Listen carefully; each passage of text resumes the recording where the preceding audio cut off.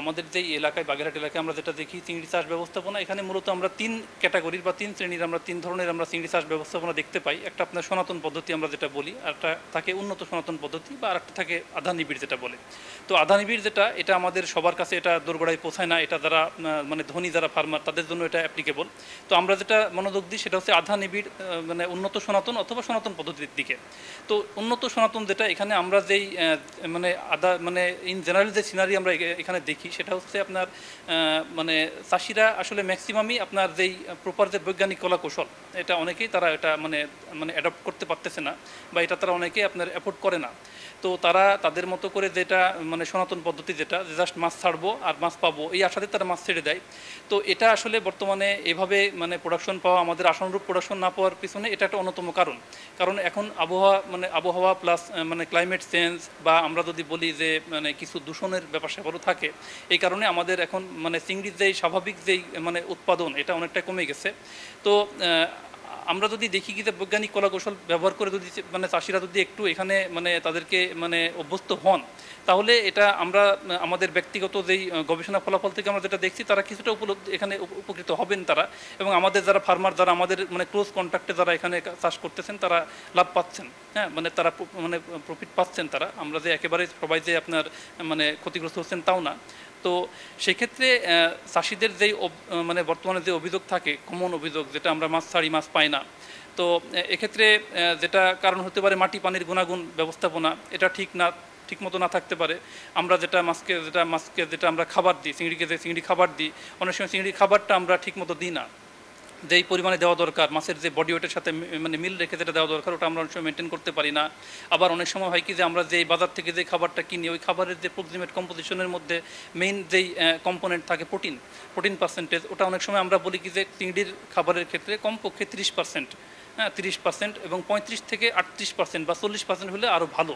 তো সেখানে আমরা দেখি কি যে বর্তমানে যেই চিংড়ির খাবার, ওটা আসলে ঠিকমতো মানে প্রোটিন পার্সেন্টেজ মেনটেন হয় কি না, এটাও একটা মানে দেখার বিষয়। তারপরে আমাদের যেই বর্তমানে যে শিল্প কলকারখানার যেই আমাদের যেই বজ্র দূষণ, হ্যাঁ, এগুলোর কারণে আমাদের যেই চিংড়ির যেই আবাসস্থল নষ্ট হয়ে যাওয়া, বা চিংড়ির যে স্বাভাবিক যে প্রক্রিয়া, ওদের যে ফিজিওলজিক্যাল যে বিহেভিয়ার, ওটা চেঞ্জ হয়ে যাচ্ছে কিনা, এটাও একটা এখানে মানে ইম্প্যাক্ট হিসেবে কাজ করতে পারে। এটাও একটা মানে দেখার বিষয় আছে। তো আমরা চাষিদের অবজেকশন পেলে আমরা ওই জায়গা থেকে তাৎক্ষণিক আমরা স্যাম্পল কালেকশন করি, চিংড়ি প্লাস যে মাটি পানি, আমরা মানে ওই এরিয়ার আমরা যেই হিস্ট্রি, ওটা আমরা কালেকশন করি। তারপরে আমরা গবেষণা করে দেখার চেষ্টা করি আসলে মূল কারণটা কি, কোন কারণে এই অবস্থাটা হচ্ছে। তো আমরা আশা করছি ইনশাল্লাহ চাষিদের সাথে যোগাযোগ করে আমরা স্যাম্পলগুলো কালেকশন করে আমরা দেখার চেষ্টা করব। সামনে আমাদের এখানে থেকে আমরা কিছু কাজ করব ইনশাল্লাহ। আমাদের যেমন কাজ করার আছে যে আমাদের এখানে কোনো পলিউশনগত লাইক মাইক্রোপ্লাস্টিক দূষণ, বা আমাদের এখানে মানে কীটনাশকের কোনো দূষণ এখানে আছে কি না, ওটার জন্য আমরা এখানে প্রজেক্ট হাতে নিচ্ছি। আমরা ইনশাল্লাহ ওটার কাজ শুরু করব এই আগামী অর্থবছর থেকে।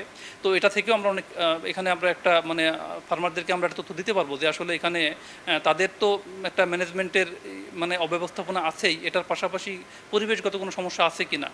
তাহলে আমরা এখানে আমরা একটা কনক্লুশন টানতে পারবো যে আসলে কোন কারণে এটা হচ্ছে।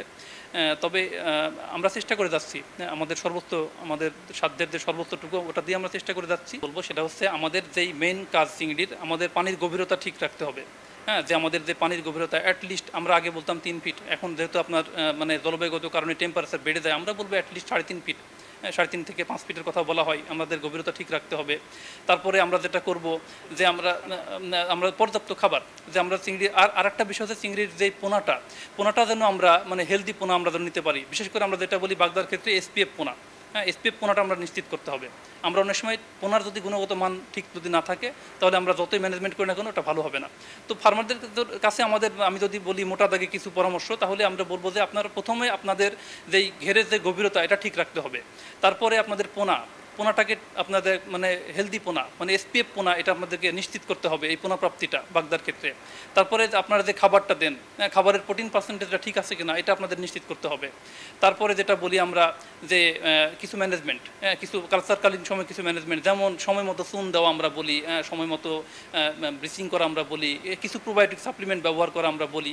এইগুলো যদি ম্যানেজ করে আমরা যদি করতে পারি, তাহলে ইনশাল্লাহ আমাদের সমস্যা হওয়ার কথা না। আশা করি ইনশাল্লাহ চাষিরা অনেকটা উপকৃত হবেন আর কি।